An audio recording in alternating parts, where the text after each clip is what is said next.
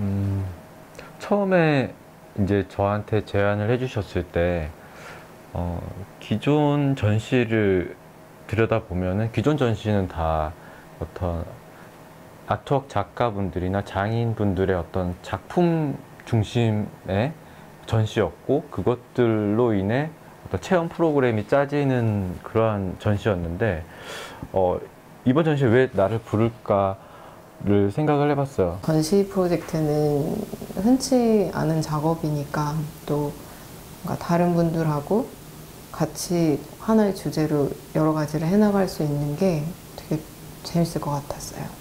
기존에도 아모레퍼시픽의 많은 브랜드들, 그러니까 뭐 아리따움, 이니스프리, 일리윤 이런 화장품 브랜드들하고 계속 협업을 해왔었기 때문에 사실 아모레퍼시픽에서 뭔가를 하는데 참여를 할 것인가라는 그 어떤 오퍼가 되게 익숙해가지고 되게 재밌겠다라고 생각이 들었고 또 되게 해보고 싶기도 했죠. 작가, 디자이너, 건축가 같은 그런 크리에이팅을 하시는 크리에이터 분들에게는 이런 전시 프로젝트는 굉장히 흥미로운 프로젝트인 것 같습니다.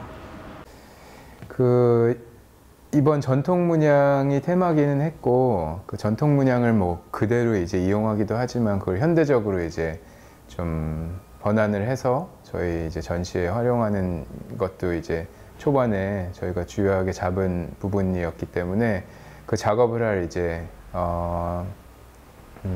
현대 작가, 네, 현대 작가인데 이제 좀 선이 가는 펜으로 이제 드로잉을 하는 작가들을 리스트를 보고 네, 이제 섭외를 하게 된 작가가 이제 강주리 작가입니다.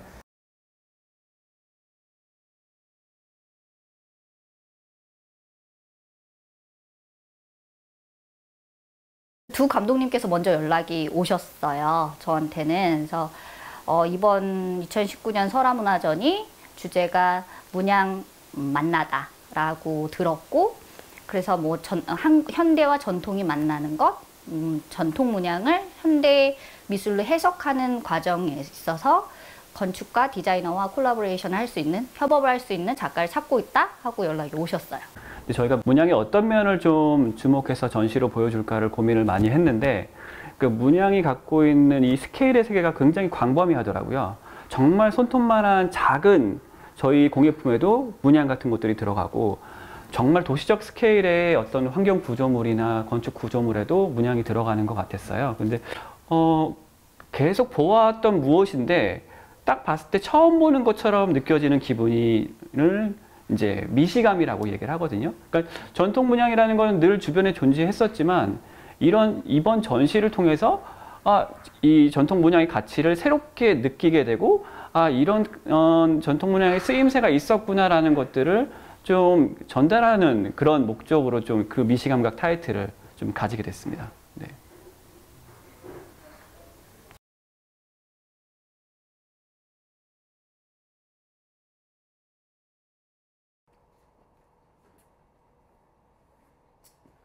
디테일한 부분들에 좀 집중을 하고 싶은 생각이 있어요. 일러스트레이션이 물론 그 자체로 훌륭하지만 전체 패브릭에서 어떤 디테일을 보여주기에는 조금 부족해서 이렇게 원단과 뭐 자수와 내가 할 수 있는 작업에서 어떻게 더 조금 중점적으로라고 해야 되나? 좀 수작업 느낌이 날 수 있게 표현을 할 수 있을지 계속 고민을 하고 있는 상황이에요.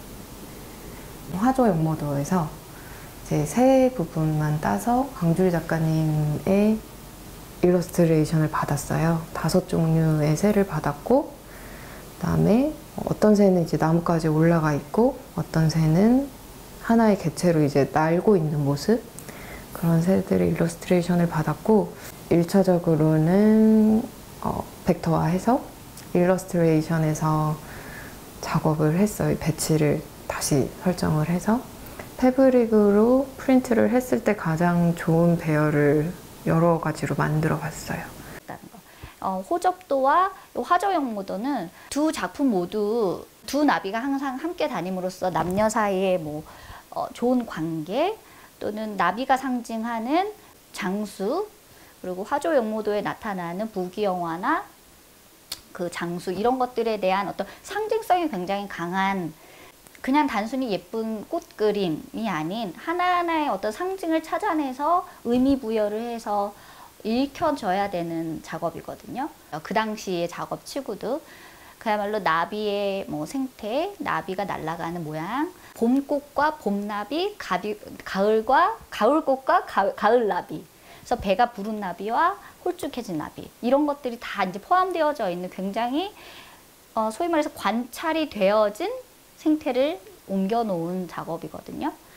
그런 면에 있어서 굉장히 제 작업과의 연관성을 저는 두었던 것 같아요. 그래서 그런 관찰이 베이스로 되어져야 되는 작업이라는 것, 나비를 보고 나비로 끝나는 것이 아니라 그걸 통해서 관계라든지 어떤 사회와의 관계라든지 이런 자연을 통한 인간과의 관계, 사회와의 관계를 해석해낸다는 점에서 제 작업과 굉장히 관계성이 있다고 생각을 하면서 작업을 했습니다.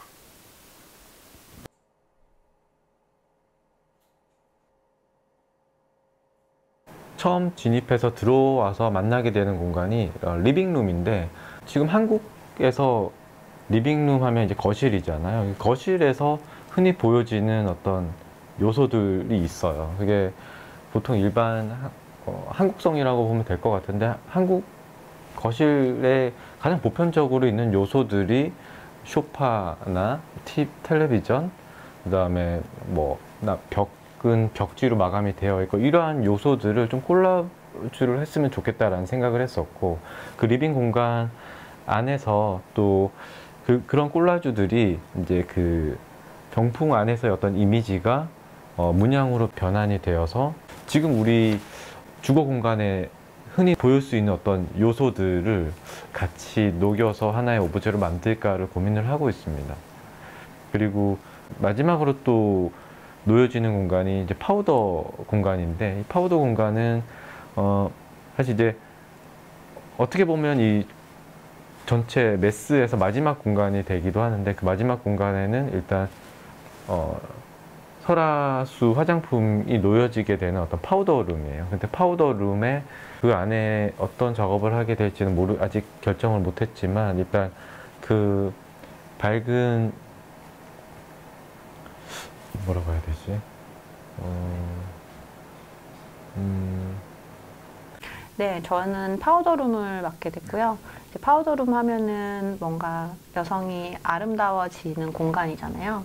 그런 부분이 되게 마음에 들었어요. 뭔가 문양을 입다라는 주제로 파우더룸을 전시를 하는데, 저희도 이제 입었을 때 뭔가 더 아름다운 옷을 항상 추구하거든요. 그래서 그러다 보니까 파우더룸에서 거울을 보면서 아름다워지고 싶어하는 그런 관객들, 그런 분들이 저희 옷을 보고 또 한 번 그런 느낌을 갖기를 원하고요. 조금 더 큰 차원의 아트를 만나는 느낌?